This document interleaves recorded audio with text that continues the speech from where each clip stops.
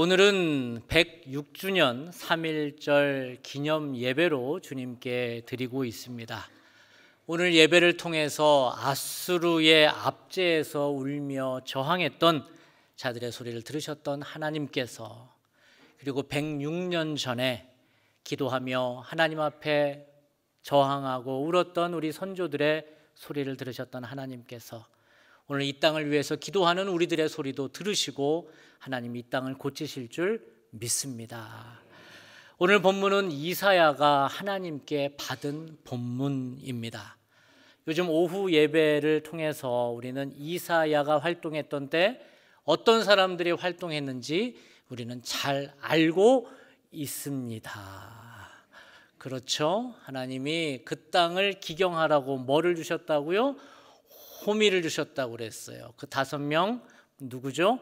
호미, 사, 암요. 그래서 호세아, 미가, 이사야, 아모스, 요나, 이렇게 5명이 이사야가 활동했던 시기에 선지자라고 우리는 배웠습니다. 이렇게 이사야가 활동했던 때에 북이스라엘과 남유다를 지속적으로 괴롭혔던 나라가 있으니 그 나라가 아수르입니다. 누구라고요?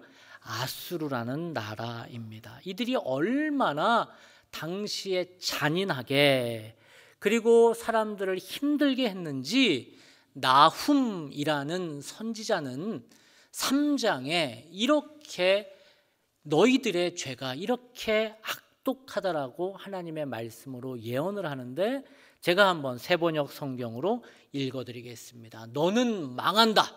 피의 도성, 거짓말과 강포가 가득하며 노략질을 그치지 않는 도성, 찢어지는 듯한 말채찍 소리, 요란하게 울리는 병거바퀴 소리, 말이 달려온다. 병거가 굴러온다.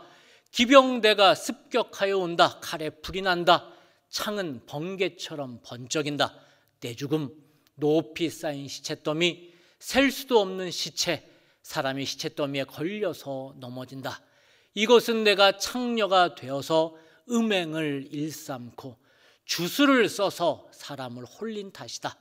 음행으로 뭇 나라를 홀리고 주술로 뭇 백성을 꾀었기 때문이다. 아멘. 아수르는 이렇게 거짓과 강포와 음란과 주술을 일삼았던 나라였습니다. 그런데 왜 하나님은 이런 폭력적이고 주술적인 거기에 빠진 아수르라는 나라를 이용해서 하나님은 당신의 백성 남유다, 다윗의 후손이라는 남유다를 힘들게 하는 것일까요? 그것은 남유다 사람들의 죄, 특별히 지도자들의 죄를 심판하기 위함입니다. 오늘 본문 이사야 10장 1절부터 4절 제가 세번역 성경으로 다시 한번 읽어드릴 때에 여러분이 가진 성경과 어떻게 차이가 있는지 눈으로 보셔도 좋습니다. 제가 봉독합니다. 불의한 법을 공포하고 양민을 괴롭히는 법령을 제정하는 자들아, 너희에게 재앙이 닥친다. 가난한 자들의 소송을 외면하고 불쌍한 나의 백성에게 권리를 박탈하며 과부들을 노략하고 고아들을 약탈하였다. 주님께서 징벌하시는 날에 먼 곳으로부터 재앙을 끌어들이는 날에 너희는 어찌하려느냐? 누구에게로 도망하여 도움을 청할 것이며 너희의 재산을 어디에 감추어 두려느냐? 너희는 포로들 밑에 깔려 밟혀 죽거나 시체더미 밑에 깔려 질식할 것이다. 그래도 주님께서는 진노를 풀지 않으시고 심판을 계속하시려고 여전히 손을 들고 계신다. 아멘. 하나님은 유대 땅 지도자들이 가난한 자들을 불공평하게 판결한 것, 약자들의 권리를 박탈한 것, 과부와 고아의 것을 약탈한 것 때문에 내가 심판한다고 말씀하고 있습니다. 지도자들의 죄악 때문이라는 것이지요. 우리나라 역사 속에서도 이렇게 지도자들의 타락으로 나라가 어려워진 때가 한두 번이 아니었죠. 특별히 조선 왕조 500년을 연구하는 전문가들은 대부분 이구동성으로 조선은 16세기 임진왜란 혹은 40년 뒤에 있었던 병자호란 때에 망해도 진작 망했어야 하는 나라다라고 얘기를 합니다. 그만큼 조선의 16세기, 17세기의 조선은 썩었다는 것입니다. 그런데 개혁을 위한 절호의 기회가 조선 땅에도 찾아오는데 그때가 수원과 친근한 왕인 누구요? 정조입니다. 정조는 1776년부터 1800년까지 24년간 재임을 하면서 조선의 마지막 개혁을 구가합니다. 하지만 이 역시 세도 정치, 즉 특정 가문들이 권력을 독점하면서 조선은 망국의 수령으로 깊이 빠지게 됩니다. 그러다가 조선은 정말 마지막 기회를 얻게 되는데 그게 1894년에 일어났던 갑오개혁, 갑오경장이었습니다. 물론 이에 대한 평가는 엇갈리고 있으나 분명한 것은 개혁가들이 외국에 나가 보니 그리고 들어와 보니 조선이 이대로는 안 된다는 판단이었습니다. 개혁가들은 국제정세를 알고 있었습니다. 지금 세상이 어떻게 돌아가는지를 알고 있었습니다. 그런데 조선, 내 나라는 그지 상그지였습니다. 답이 보이지 않았다는 것이죠. 그래서 그들은 목숨을 걸고 개혁하려고 합니다. 그중 몇 가지 조선의 뿌리 깊은 병폐를 철폐하려고 하는데 그중에 하나가 신분제입니다. 마님, 저 돌쇠인데요. 마님 딸하고 눈이 맞아버렸어요. 마님 딸하고 결혼할래요. 장가 보내줘요. 그랬다가는 어떻게 되겠어요?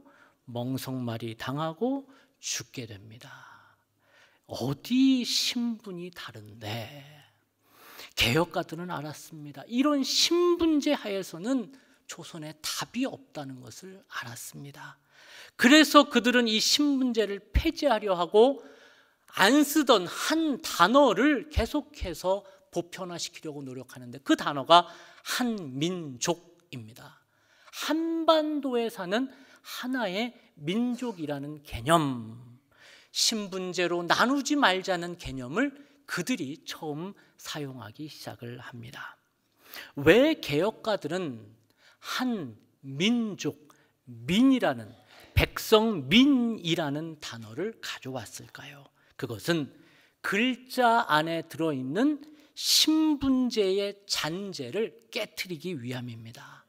양반가들은 자신을 조선인이라고 말합니다. 뭐라고요?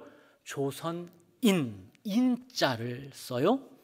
양반가들은 자신을 조선민이라고 얘기를 안 해요. 인이라고 얘기를 합니다. 여기서 인과 민의 차이를 볼 수가 있습니다. 한자에서 인은 왕을 돕는 벼슬 아치를 함의합니다. 지배 계층이라는 의미죠. 그래서 지금도 우리가 쓰고 있는 이 한자, 우리가 쓰는 말에도 이 인자는 조금 높은 단어가, 높은 뜻을 함의하고 있어요. 인재, 인물, 인사 할 때의 인자입니다. 좋은 의미라는 거예요. 그런데 민자는 다릅니다. 민은 노비를 함의하고 있는 것입니다.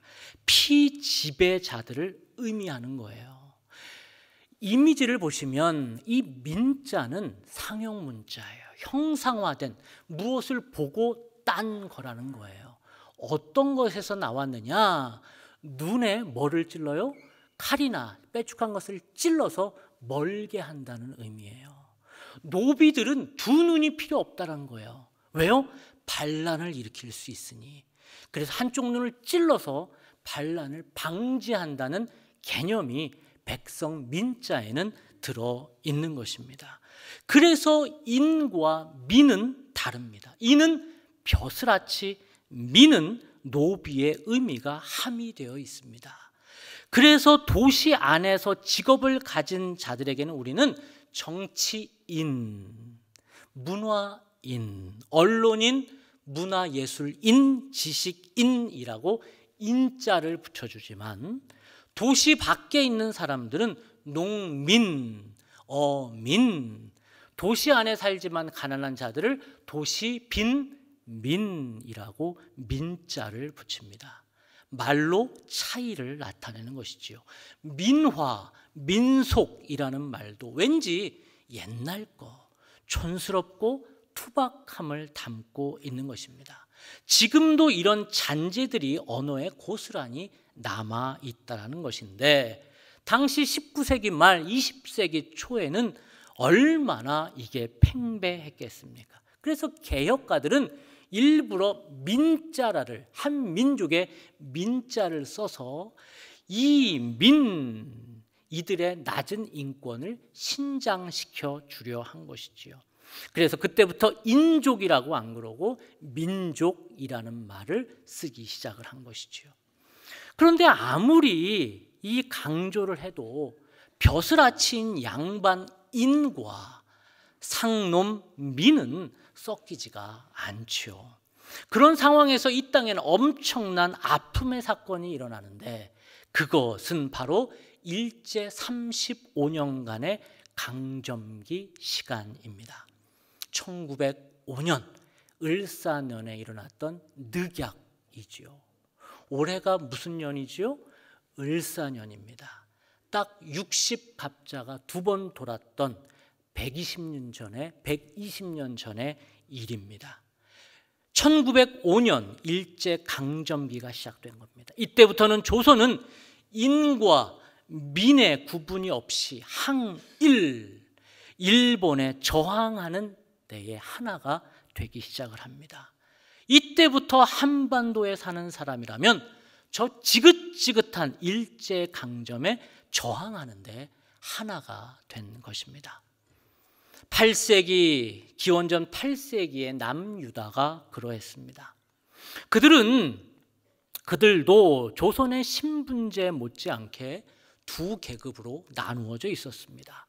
소수의 지배층은 하나님을 떠났고 다수의 백성들은 그들에게 착취를 당하기 시작을 합니다. 이사야 1장 23절을 같이 한번 읽어보겠습니다. 너의 지도자들은 주님께 반역하는 자들이요 도둑의 짝이다. 모두들 뇌물이나 좋아하고 보수나 계산하면서 쫓아다니고 고아의 송사를 변호하여 주지 않고 과부의 하소연쯤은 귓전으로 흘리는구나. 아멘. 이렇게 이스라엘도 두 층으로 지배층과 피지배층으로 나뉘어서 지배층이 피지배층을 착취하고 유린하였습니다. 더 나아가서 지도자들은 백성을 신앙으로 이끌지 못합니다. 그래서 하나님은 그들을 바라보시면서 소도 그 임자를 알고 나귀도 주인을 아는데 내 백성은 애비애미도 알아보지 못하는구나 라고 개탄을 하십니다. 제가 이사야 1장 2절부터 읽어드립니다. 하늘이여 들으라, 땅이여 귀를 기울이라. 여호와께서 말씀하시기를 내가 자식을 양육하였거늘 그들이 나를 거역하였도다. 소는 그 임자를 알고 나귀는 그 주인의 구유를 알건만은 이스라엘은 알지 못하고 나의 백성은 깨닫지 못하는도다 하였도다. 슬프다 범죄한 나라요 허물진 백성이요 행악의 종자요 행위가 부패한 자식이로다. 그들이 여호와를 버리며 이스라엘의 거룩한 일을 만홀히 여겨 멀리하고 물러갔도다. 너희가 어찌하여 매를 더 맞으려고 패역을 거듭하느냐. 온 머리는 병들었고 온 마음은 피곤하였으며 발바닥에서 머리까지 성한 곳이 없이 상한 것과 터진 것과 새로 맞은 흔적뿐이거늘 그것을 짜며 싸매며 기름으로 부드럽게 함을 받지 못하였도다. 아멘. 이렇게 하나님은 하나님을 떠난 유다 사람들 그리고 피지배층을 약탈하고 유린하는 지도자들을 무섭게 심판하겠다고 말씀하십니다. 그러다 해도 안 되니 하나님은 회개하지 않는 이스라엘 백성들, 이들을 치시기 위해 아수르라는 몽둥이를 통해서 이스라엘을 징계하시는 겁니다. 지도자들의 타락은 곧 국가 전체의 아픔이 됩니다. 이제 아수르의 심판 앞에 지배층이든 피지배층이든 모두 피해갈 수 없는 하나님의 심판을 받게 되는 것입니다. 우리나라도 그러했습니다. 1905년 일사늑약이 체결된 후에 일제는 본격적으로 조선을 수탈하기 시작을 했습니다.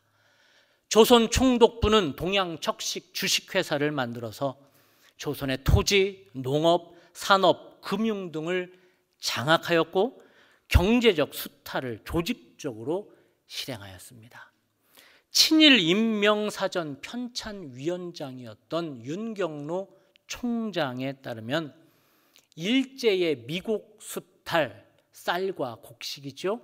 쌀과 곡식의 수탈액이 당시 금액으로 약 2조 원에 달했고, 그리고 지하자원 수탈액은 당시 금액으로 40조에 달한다고 주장합니다. 그러나 이런 물적 수탈은 약과입니다.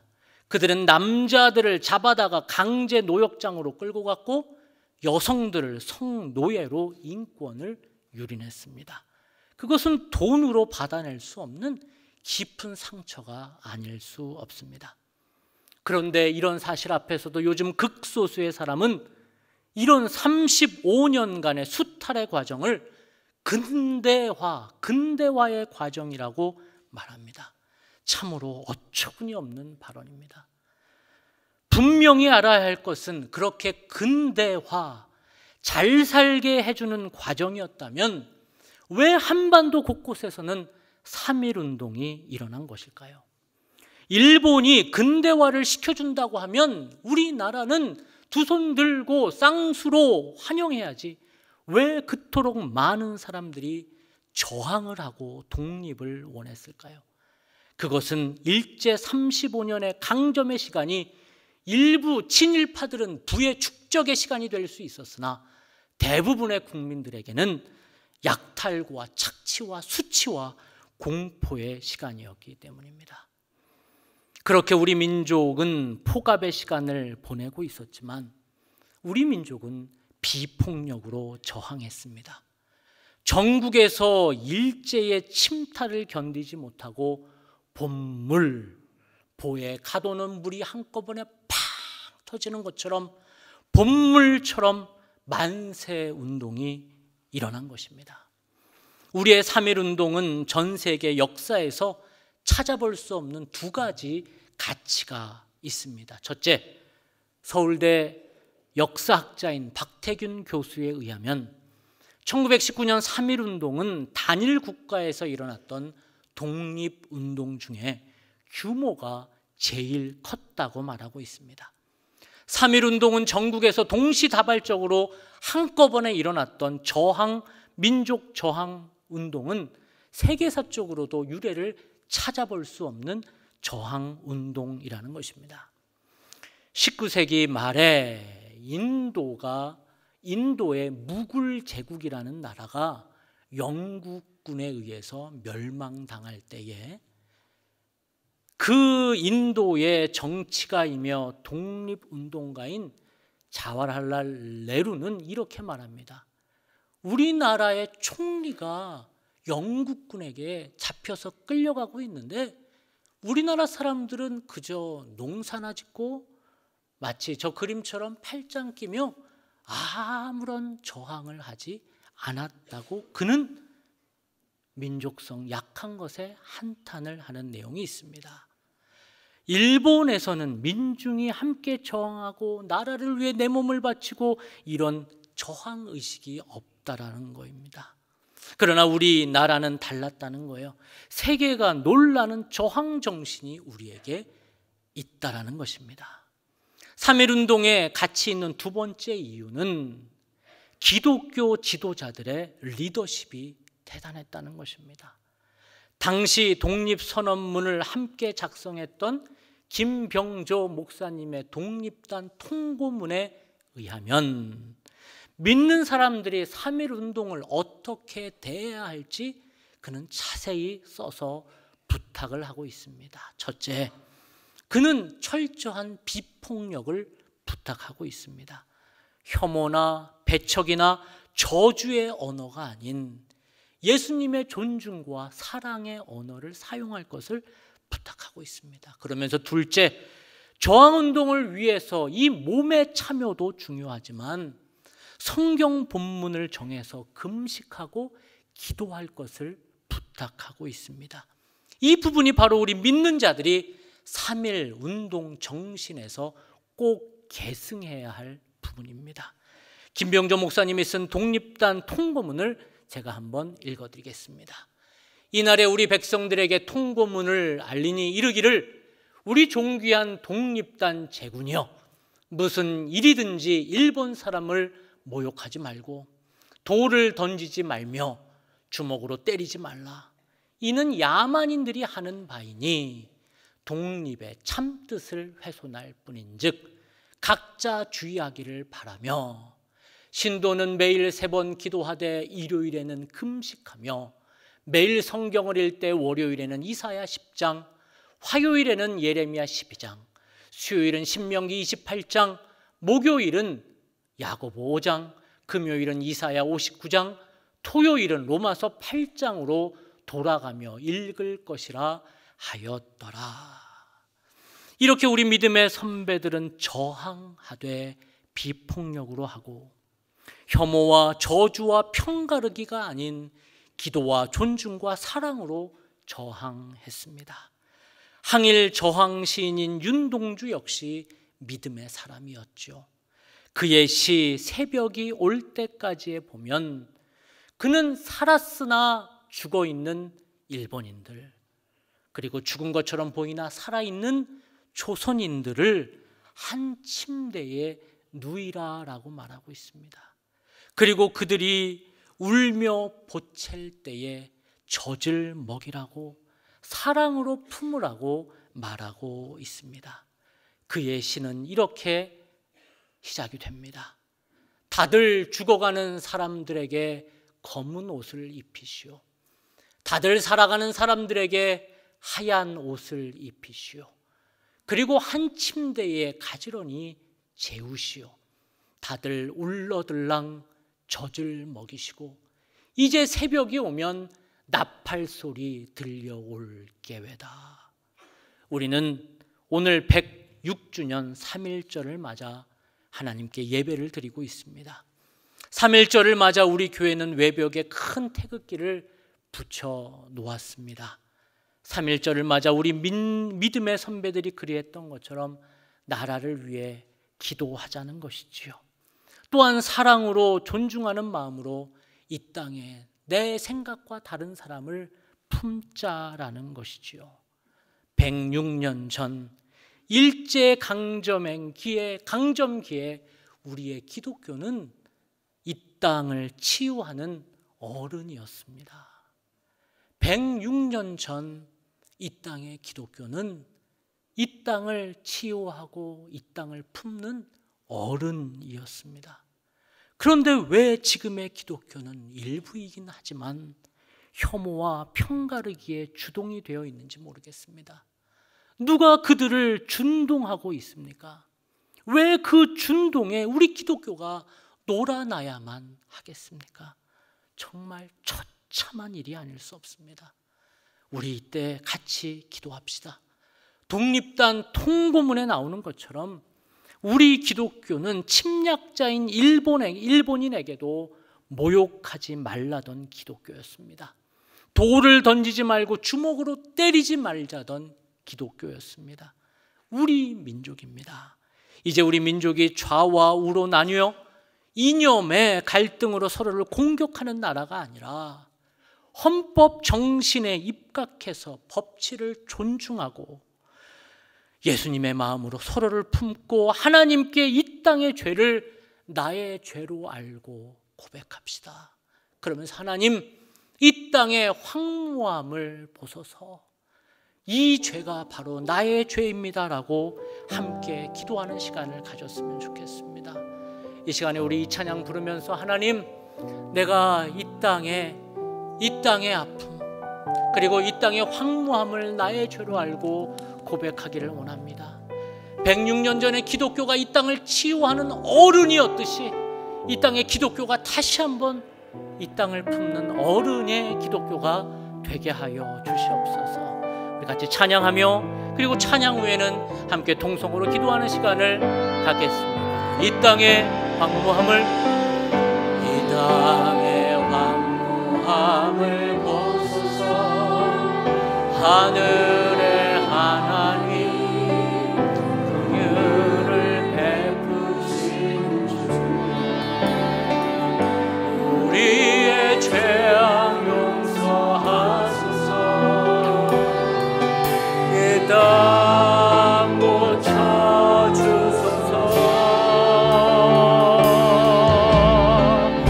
이제 우리 모두 하나 되어 이 땅에 무너진 기초를 다시 쌓을 때 우리의 우상들을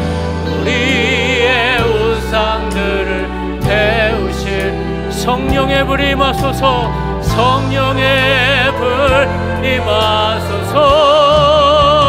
붕의 불길 타오르게 하소서. 진리의 말씀 이 땅 새롭게 하소서. 은혜의 강물 흐르게 하소서. 성령의 바람 이제 불어워. 오 주의 영광 가득한 하나님 새날 주소서. 오 주님의 나라가 이 땅에 임하여 주시옵소서. 우리 이 시간에 두 손 들고 부흥의 불길 타오르게 하소서. 할렐루야. 부흥의 불길 타오르게 하나님 이 땅에 다시 한번 부흥을 일으켜 주옵소서. 이 땅에 다시 한번 하나님 나라 되는 은혜를 허락하여 주시옵소서. 은혜의 강물 흐르게 하소서. 성령의 바람 이제 불어워. 오 주의 영광 가득한 새날 주소서. 주님의 나라가 오 주님, 우리가 이 시간에 함께 기도합시다. 하나님 이 땅에 다시 한번 이 기독교가 이 땅을 치유하는 기독교가 되게 하여 주옵소서. 이 땅을 긍휼히 여겨 주옵소서. 우리 주여 한번 외치고 기도합시다. 주여. 하나님 이 땅의 기독교를 하나님 불쌍히 여겨주시고 이 땅을 사하여 주시옵소서. 하나님 이 땅에 하나님의 나라 되는 은혜 허락하여 주시옵소서. 하나님 이 땅의 민족이 서로를 갈라치고 하나님 그것으로 서로 반목하고 혐오하고 저주하는 민족이 아니라 이 땅을 위해 기도하며 하나님 앞에 나아가는 민족이 되게 하여 주시옵소서. 들어갈 때 우리 기독교가 더 이상 혐오의 종교, 갈라침의 종교가 아니라 이 땅을 위해 기도하는 하나님의 나라요, 하나님의 나라를 세우는 기독교가 되어주게 하여 주시고 이 땅의 어른이 될 수 있도록, 그래서 하나님 이 땅을 놓고 기도할 때에 하나님의 나라가 이 땅에 임하는 놀라운 은혜가 있게 하여 주시옵소서. 주님, 이 땅을 살려 주시옵소서. 다시 기독교가 3.1운동이 있었던 106년 전처럼 이 땅을 살리는 어른이 되게 하옵소서. 이 땅의 모든 죄가 우리의 죄임을 고백하오니 성령의 바람이 불어 분열과 혐오의 언어는 그치게 하시고 교회와 기독교의 지도자들과 성도들이 제발 정신을 차리고 사랑의 종교로 다시 서게 하옵소서. 이 땅을